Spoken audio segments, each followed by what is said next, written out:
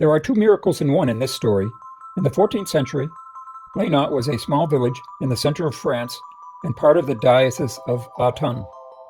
The bishop of this town, Pierre Bertrand, was involved in certain canonical discussions with an official of his curia, which resulted in documentation that gives us many details about this Eucharistic miracle. The miracle occurred on Easter Sunday, March 31st, 1331, at the first Mass of the day, which was offered by Father Bayum, the vicar of BLANOT. One of the last people to receive communion was a woman named Jacquette. The priest placed the host on her tongue, turned and started walking towards the altar. He did not notice that a particle from the host fell and landed on a cloth that covered the woman's hands. Thomas Calot, who was assisting at Mass, went to the altar and said, quote, "Father, you must return to the rail, because the body of our Lord fell from the mouth of this lady onto a cloth," unquote. The priest immediately went to the woman, still kneeling at the railing, but instead of finding the host particle on the cloth, he saw a small spot of blood that was the same size as the host particle.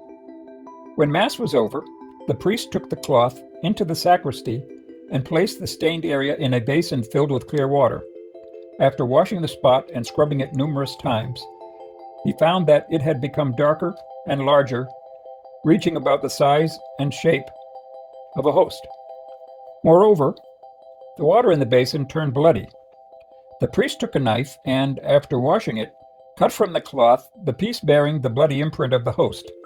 He held it up and said, quote, "Good people, here is the precious blood of our Lord Jesus Christ.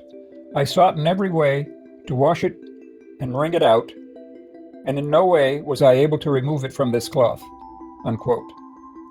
This square of cloth was reverently placed in the tabernacle. Every year on the feast of Corpus Christi, the relic is solemnly exposed in the church of BLANOT. There was a second miracle that developed centuries later. The host that remained in the ciborium after the distribution of communion on that Easter Sunday were returned to the tabernacle, never to be distributed again. Hundreds of years later, they were miraculously found to have been perfectly preserved.